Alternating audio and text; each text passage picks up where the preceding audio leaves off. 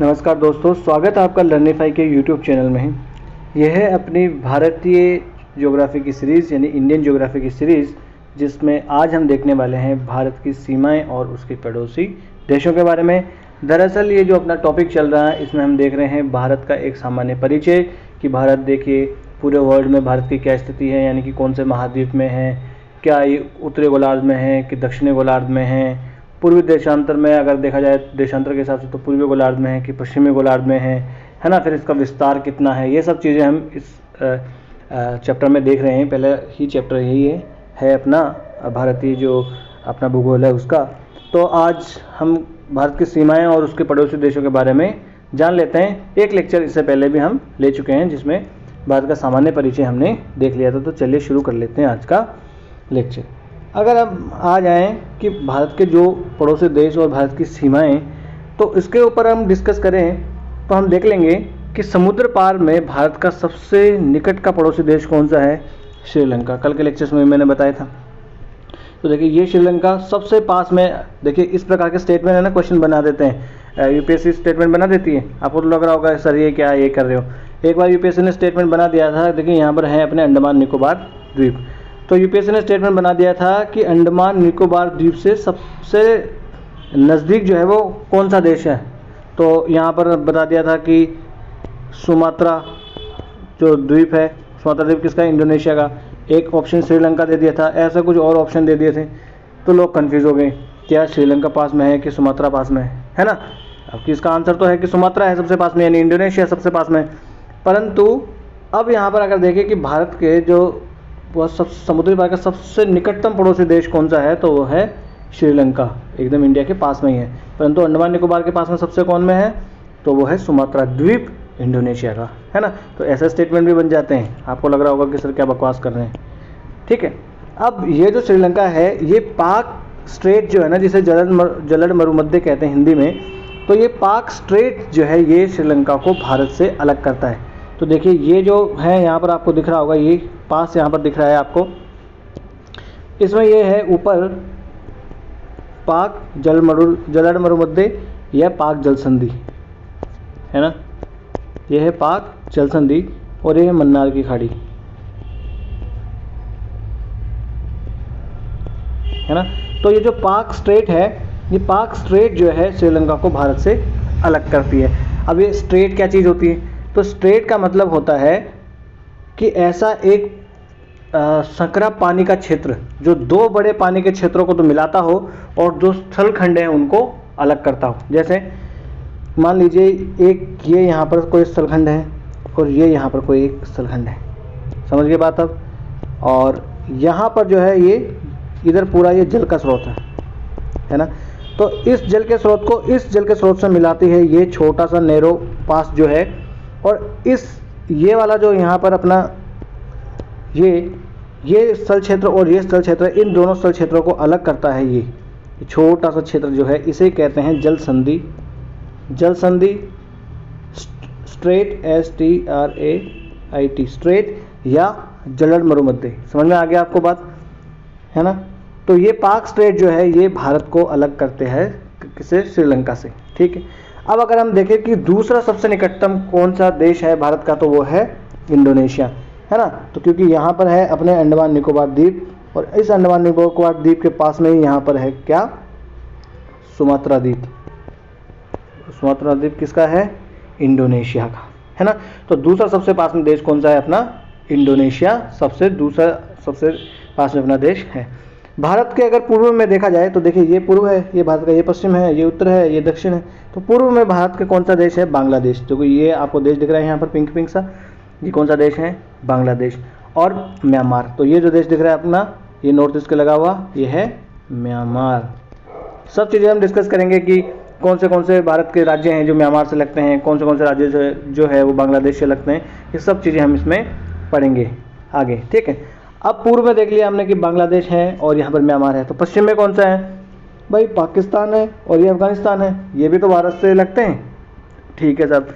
लक्षद्वीप और मालदीव जो है ये अपने, अगर आप बात करो तो ये द्वीपी अपने जो द्वीप हैं जो कि हिंद महासागर में स्थित हैं। तो आप यहाँ पर आप देख सकते हो पाक स्ट्रेट, ये जो नैरो पास है ये भारत का स्थल है, ये श्रीलंका का स्थल है।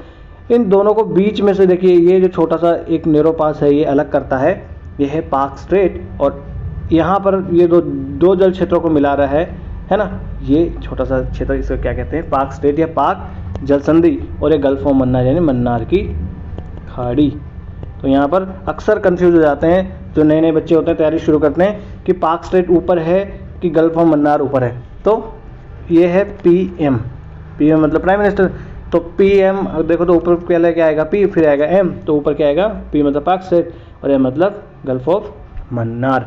ठीक है साहब, यहाँ से हमने ऑलरेडी देख लिया है कि पूर्व में बांग्लादेश और म्यांमार हैं, पश्चिम में अगर हम देखें तो पाकिस्तान है और अफगानिस्तान देश हैं। अगर हम उत्तर में देख ले तो देखें यहाँ पर ये चीन या तिब्बत भी हम कह सकते हैं, है ना, यहाँ पर नेपाल है, यहाँ पर भूटान है, यहाँ पर श्रीलंका है ही है। ठीक है, और ये देखिए यहाँ पर आप देख सकते हैं, ये देखिए ये है अपने अंडमान निकोबार द्वीप समूह, यहाँ तक इसका एक द्वीप है और इसके जस्ट पास में है ये इंडोनेशिया। चलिए आगे चल लेते हैं। अब अगर हम एशिया के मानचित्र में देखें तो हमें ऐसा लगेगा कि पाकिस्तान, नेपाल, भूटान और बांग्लादेश, ये ऐसा लग रहा है जैसे कोई एक ही देश हो, है ना, यानी कि महाद्वीप जैसा ये लगता है ना। और ये इसको उपमहाद्वीप कहते भी क्यों है, क्योंकि यहाँ की अगर बोली देखो, भाषा देखो, थोड़ा सा खान पान देखो तो एक जैसा ही है।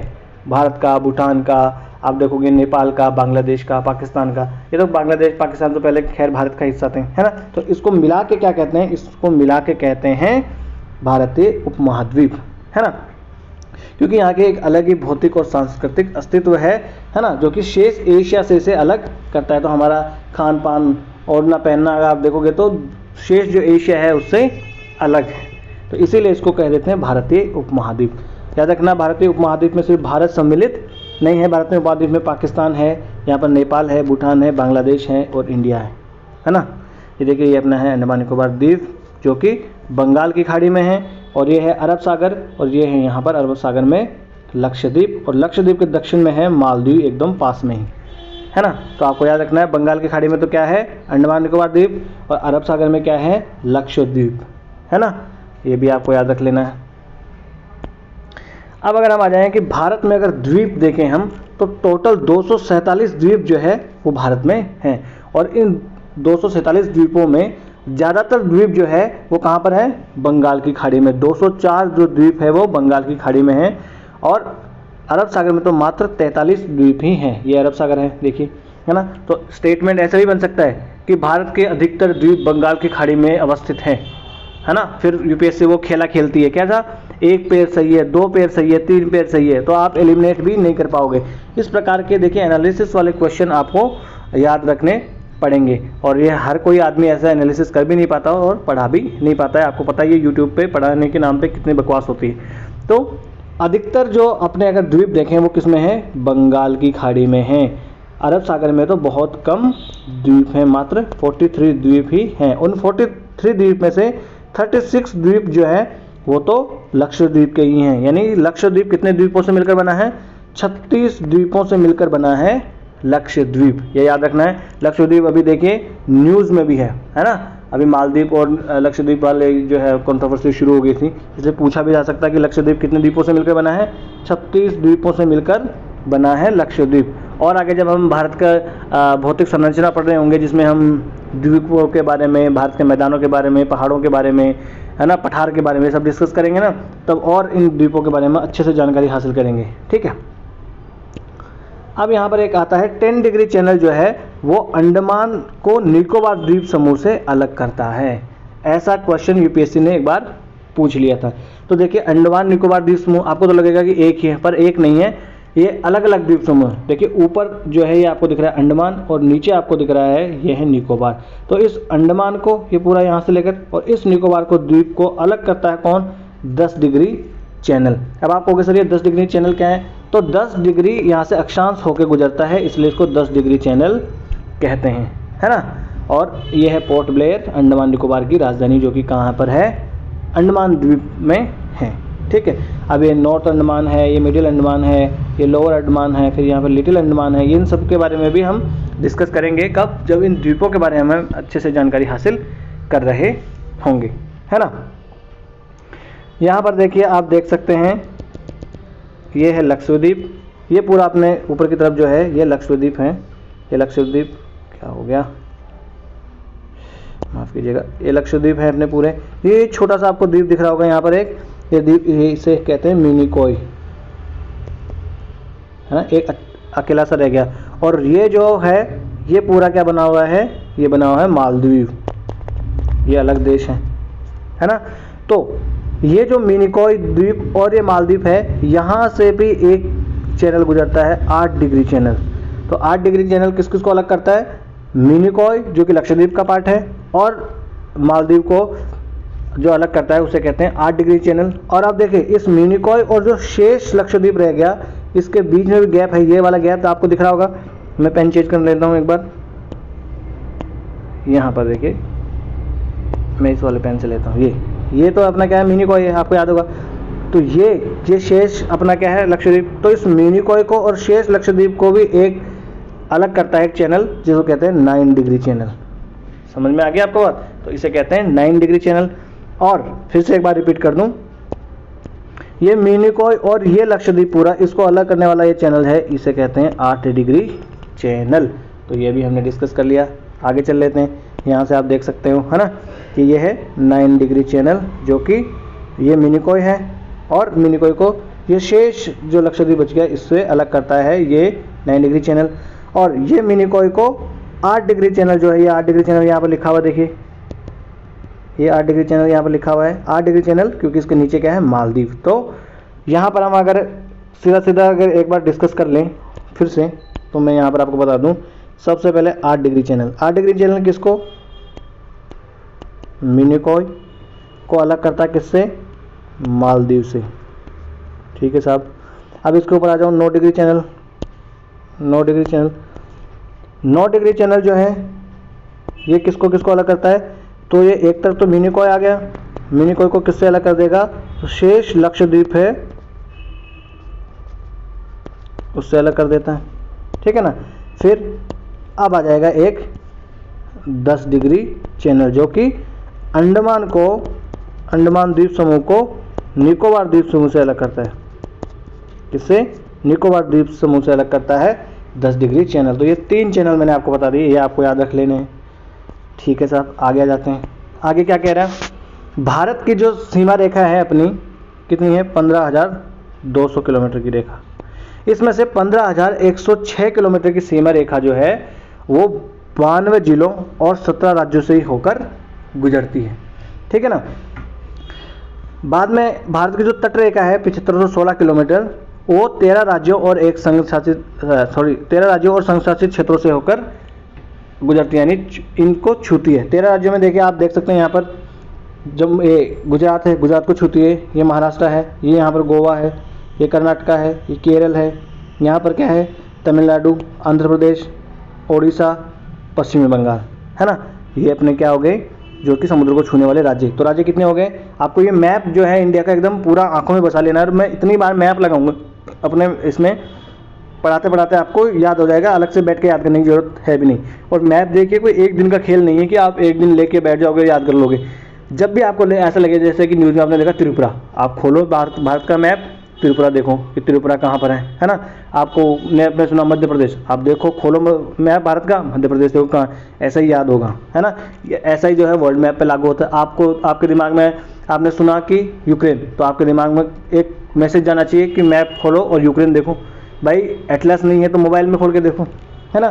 तो देखिए, गुजरात 1, महाराष्ट्र 2, गोवा 3, कर्नाटका 4, केरल 5, यहाँ पर है तमिलनाडु 6, आंध्र प्रदेश 7, उड़ीसा 8 और बंगाल 9। तो 9 तो राज्य हो गए, है ना।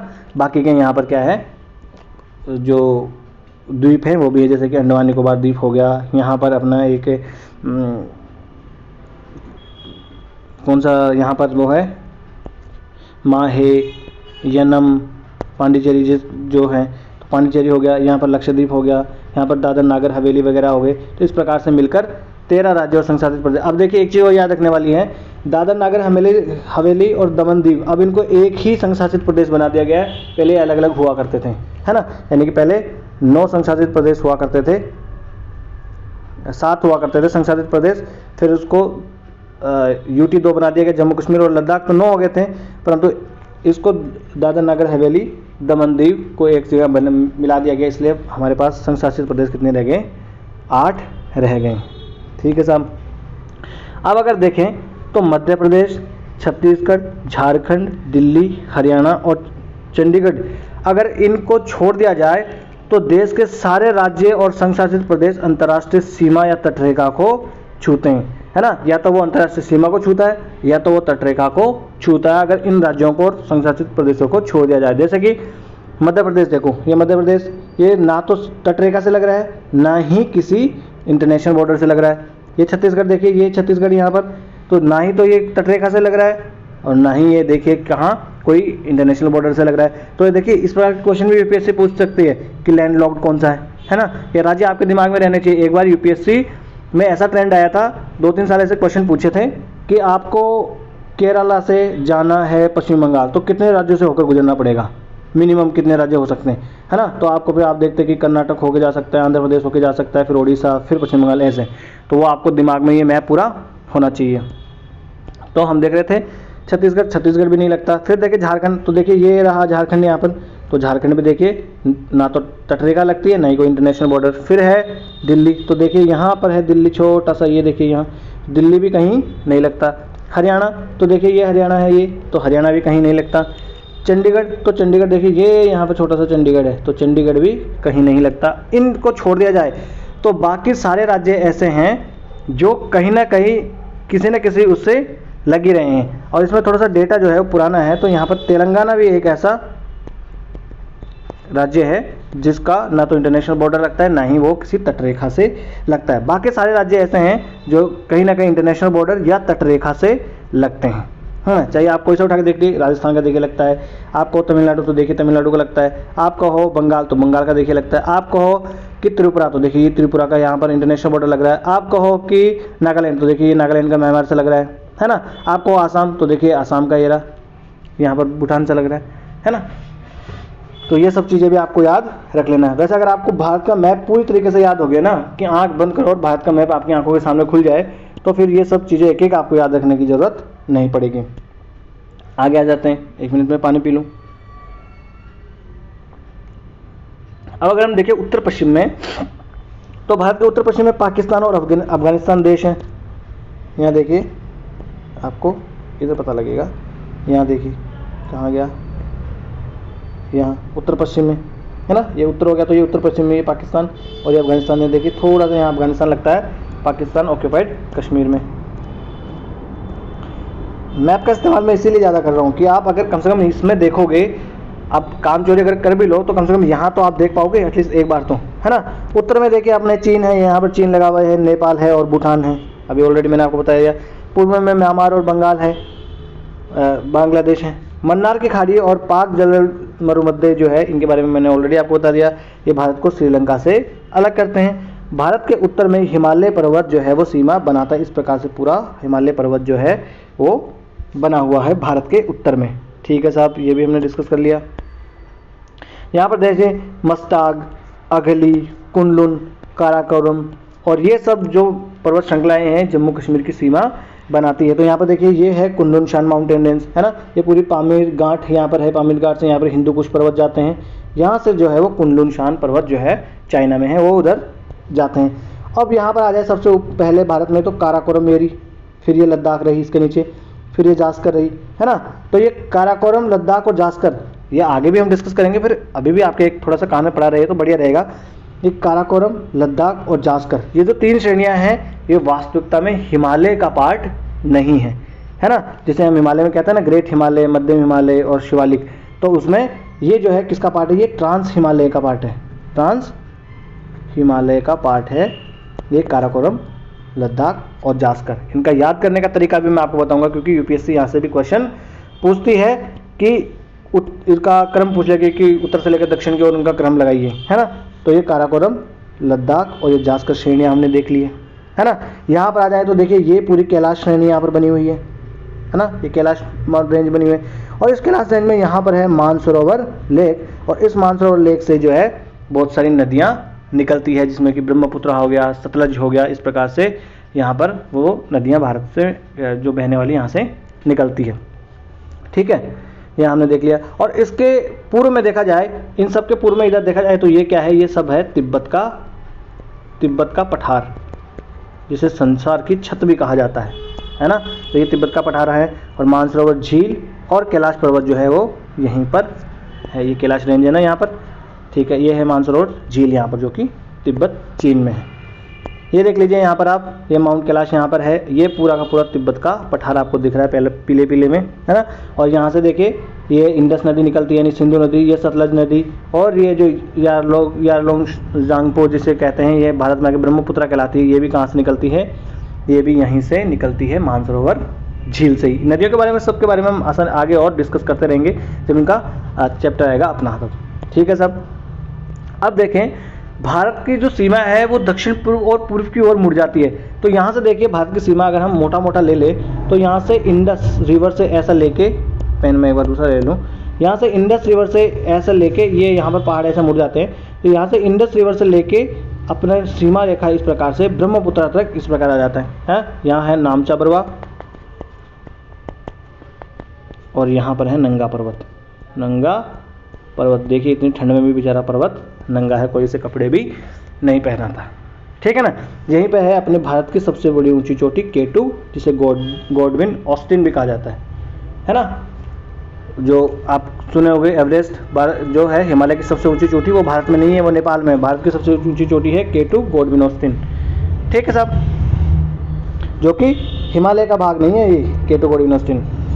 ठीक है साहब, ये हमने यहाँ पर देख लिया है। और यहीं से देखिए सिंधु नदी और ब्रह्मपुत्र नदी तक की ये सीमा हमने देख लिया। ये सिंधु नदी है यहाँ पर है ब्रह्मपुत्र नदी।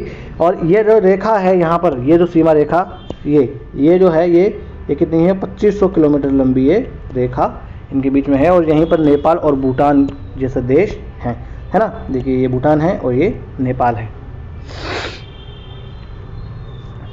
भूटान के पूर्व की ओर जाने पर जो है उच्च हिमालय का भाग है ना। यहाँ पर जो है हिमालय थोड़ा ऊंचा हो जाता है, क्योंकि यहाँ की पहाड़ियाँ जो है वो स्टीप वाली आ जाती है। पहाड़ियों के बीच में ज़्यादा यहाँ पर मतलब आप कहो कि चौड़ी नहीं है, पतली पतली यहाँ पर पहाड़ियाँ ऊंची ऊंची। ठीक है साहब। अब भारत और चीन के बीच में एक अंतर्राष्ट्रीय सीमा है, जिसे क्या कहा जाता है, मैकमोहन रेखा भी इसे कहा जाता है। ये आपको याद रख लेना है कि मैकमोहन रेखा जो है वो भारत और चीन के बीच में है। ये जो आपको दिख रही होगी यहाँ पर, ये है मैकमोहन रेखा, है ना। पूर्व में अगर पहाड़ियों की बात हम करें और पर्वतमालाओं की लंबी एक लड़ी है यहाँ पर इधर, जो कि हमें म्यांमार को भारत से अलग करती है। और इन पहाड़ियों में है मिशमी, पटकाई, नागा, बेरिल, लूशाई और अराकान योमा पर्वतमालाएं। इन पर्वतमालाओं के बारे में भी आगे हम जान लेंगे। देखिए ये यहाँ पर मिशमी, अबोर, मीरी, डफला, ये सब मैं आपको याद करवाऊंगा एक एक, है ना। और ये याद रखना है एक एक चीज़ें, जब हम पूरी पहाड़ियों के बारे में डिस्कशन करने होंगे ना, तो यहाँ से क्वेश्चन बनते भी है ना। तो मिशवी, अबोर, मीरी, डफला, फिर यहाँ है मिकिर और रेंगमा पहाड़ियाँ, यह है गारो, खासी, जयंतिया पहाड़ियाँ, है ना।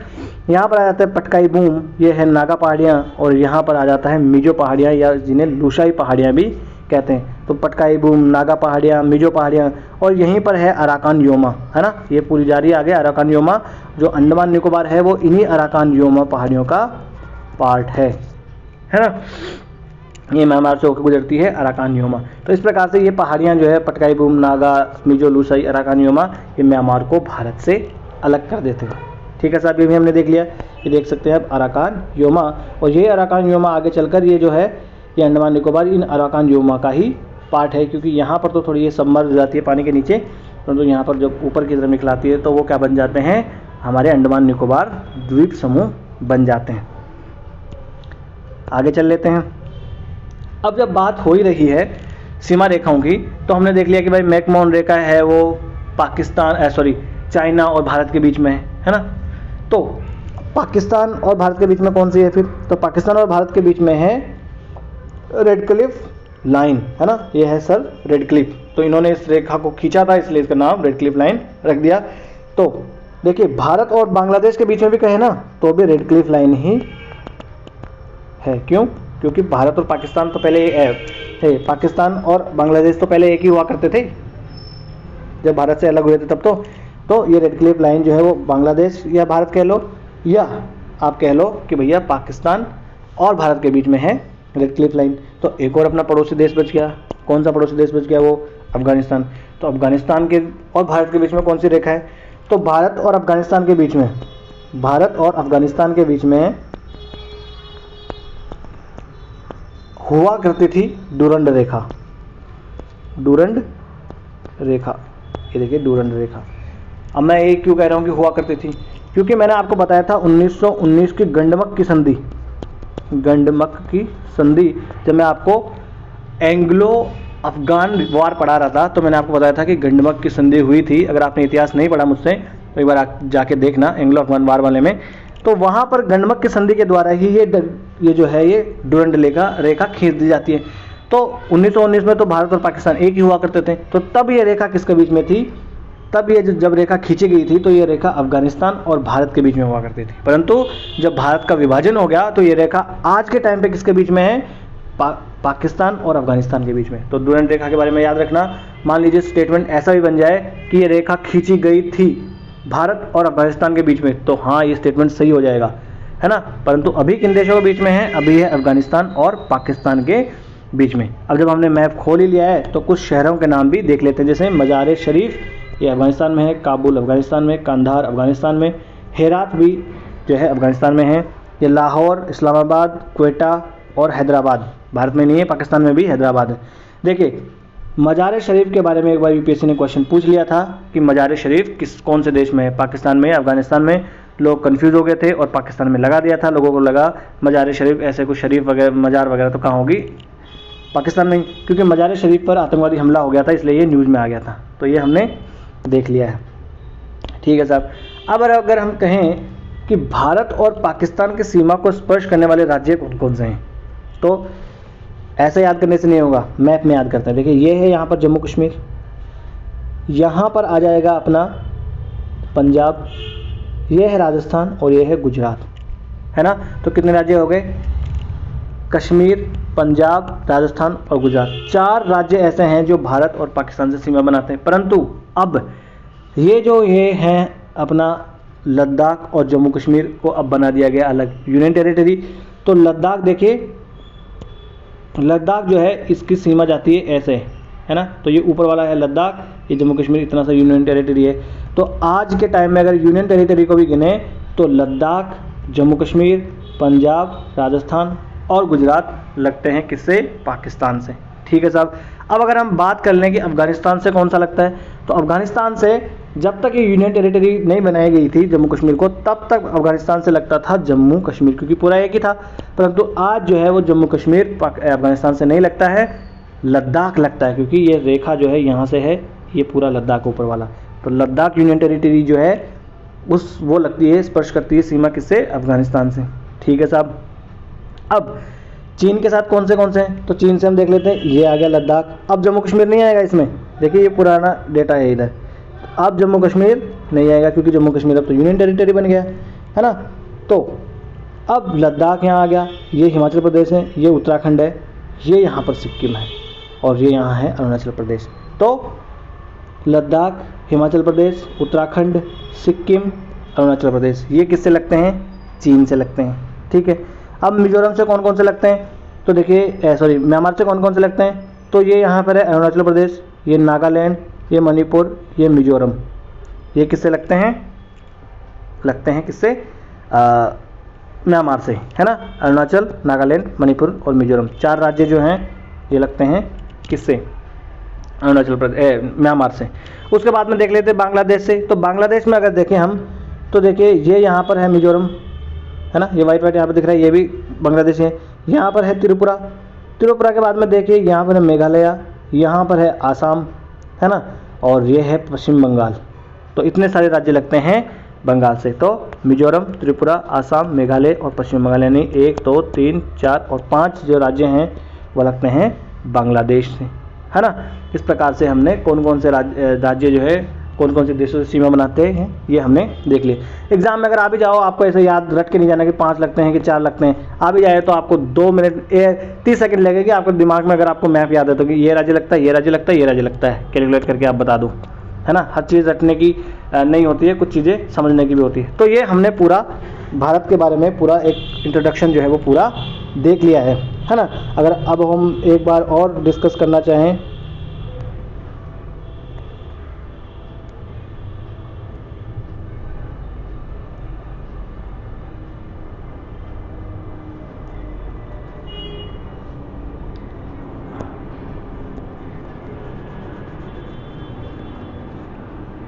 थोड़ा सा देखिए, ये अपना पूरा भारत है। अब जैसा ही बना हो पोलियो का शिकार जैसा, बस आप मान लेंगे कि ये भारत देश है ना। ये यहाँ पर कितना डिग्री है, 8 डिग्री 4 मिनट। ये सबसे ऊपर कितना है, 37 डिग्री 6 मिनट। ये यहाँ कितना है, तो यहाँ पर है 68 डिग्री 7 मिनट। और यहाँ पर जो है अरुणाचल प्रदेश में कितना है, 97 डिग्री 25 मिनट, है ना। तो ये हमने देख लिया कि ये विस्तार है। अगर हम देखें कि इस प्रकार से इतना ये विस्तार कितना है, तो हम देखेंगे कि ये है 3214 किलोमीटर। ये हम देखें तो कितना है, 2900 कुछ किलोमीटर है ना। आपको इतना याद रख लेना। इसके बीच में ये हमने देख लिया, है ना। ये कन्याकुमारी है, ये यहाँ पर है, अब पहले कश्मीर था, अब लद्दाख आ गया। यहाँ पर देखें तो ये गुजरात है, ये अरुणाचल प्रदेश है ना। ये सब चीज़ें हमने ऑलरेडी आपको बता दी है, ठीक है। 28 राज्य और 8 केंद्र शासित प्रदेश अभी भारत में हैं, ये भी आपको याद रख लेना है। तो ये भारत का सामान्य परिचय जो है पूरा हमने देख लिया है ना। तो आज का लेक्चर हम यही समाप्त कर लेते हैं। कल का जो लेक्चर होगा उस लेक्चर में हम देखेंगे कि भारत की जो है वो संरचना, उस संरचना में भारत में कौन कौन से क्रम की चट्टानें हैं, धारवाड़ आर्कियन क्रम की चट्टानें, है ना।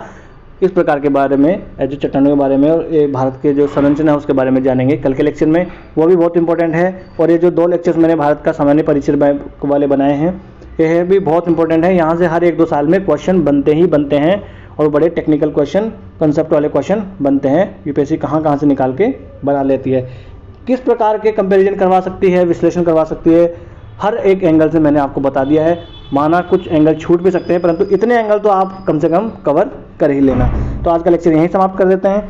इस लेक्चर की अगर आपको पीडीएफ चाहिए तो आप जाइए लर्निफाई अनलॉकिंग नॉलेज के नाम से टेलीग्राम पे अपना चैनल है, यहाँ से आप स्कैन कर सकते हैं और डिस्क्रिप्शन बॉक्स में लिंक भी दिया हुआ है। वीडियो अगर आपको अच्छा लगा हो तो लाइक कर दीजिए और चैनल को सब्सक्राइब कर लीजिए। और भी अगर आपका कोई भाई बंधु मित्र सका दोस्त पीसीएस की, यूपीएससी की और भी कंपटीशन की तैयारी कर रहा हो, या कॉलेज में है, 12th कर रहा है, समझ में नहीं आ रहा है ज्योग्राफी, हिस्ट्री वगैरह, इकोनॉमी, तो आप जो है चैनल रिकमेंड कर सकते हैं। कोई निठल्ला बैठा तो भी आप कर ही सकते हैं।